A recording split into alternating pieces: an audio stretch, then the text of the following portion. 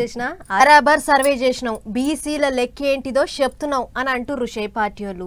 లేదు లేదు లెక్క కిందికి మీదికి ఉన్నది అని అంటుర్రు పూ పార్టీ వాళ్ళు.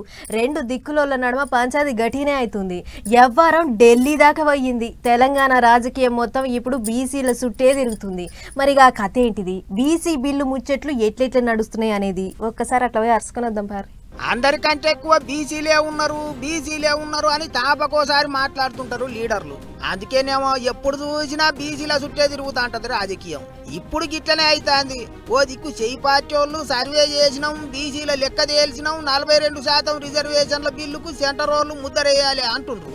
అయితే చెయ్యి పార్టీ వాళ్ళు చేసిన సర్వే లెక్కల పొంచి చూస్తే 42%లో 10% మైనారిటీలే ఉన్నారట.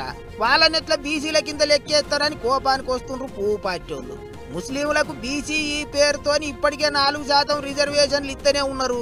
ఇప్పుడు మళ్ళా 42%లో కూడా 10% వాళ్ళనే చేర్చిండ్రు అని కాషాయం లీడర్లు కొట్లాడుతాండ్రు. నేను చాలా స్పష్టంగా రిజర్వేషన్ అమలు జరగాలి, 42% జరగాలి, 42% కూడా బీసీలకే రావాలి, 42%లో మజ్లిస్ పార్టీ యొక్క కోటా ఉండకూడదని కోరుతా ఉన్నాను. అందులో 42%లో అసదుద్దీన్ ఓవైసీకి, అక్బరుద్దీన్ ఓవైసీకి, అజారుద్దీన్కు, షబ్బీర్ అలీకి కోటా ఉండకూడదని కోరుతున్నాను. గట్ల అవుతున్నదట. ఇది ఇట్లుంటే కావాలనే సర్కారు వాళ్ళు చేసిన సర్వే మీద పువ్వు పార్టీ వాళ్ళు దుబ్బెత్తిపోతారని చేయి పార్టీ లీడర్లు గరం అవుతుండ్రు. మీటింగ్ పెట్టినప్పుడల్లా సీఎం రేవంత్ సారు గట్టిగానే అరుచుకుంటాండు. బీసీల మీద పువ్వు పార్టీ వాళ్ళకు ప్రేమనే లేదన్నట్టు మాట్లాడుతుండ్రు చేయి పార్టీ వాళ్ళంతా.